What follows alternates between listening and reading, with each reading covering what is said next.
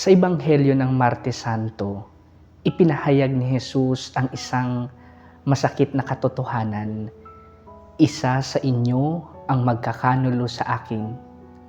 Sa hapag ng huling hapunan, kung saan dapat ay may pagkakaisa at pagmamahalan, doon pa mismo nahayag ang pagtataksil ni Judas at ang nalalapit na pagtanggi ni Pedro.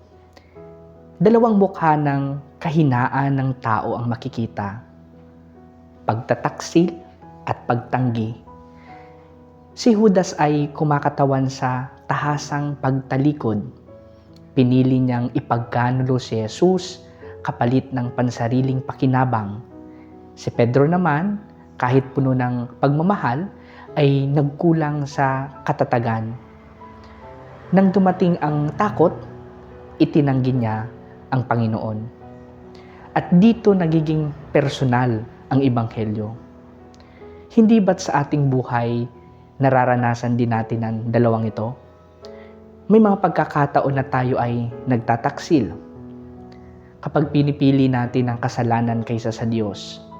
At may mga sandali rin na tayo ay tumatanggi, hindi man sa salita, kundi sa gawa. Kapag nahihiya tayong ipakita ang ating pananampalataya o pinipili nating manahimik sa halip na ipagtanggol ang tama. Ang pagtataksil ay madalas bunga ng maling pagnanais, paghahayag ng kontrol, pakinabang, o pagtakas sa hirap. Samantala, ang pagtanggi ay kadalasang nagmumula sa takot. Takot sa paghuhusga, sa pag-iisa, o sa pagdurusa. Si Judas at Pedro ay hindi malayo sa atin. Sila ay salamin ng ating sariling puso. Ngunit higit sa kasalanan ng tao, nangingibabaw ang puso ni Kristo. Alam niya ang mangyayari, ngunit hindi niya binawi ang kanyang pagmamahal. Patuloy siyang nag-alay ng sarili.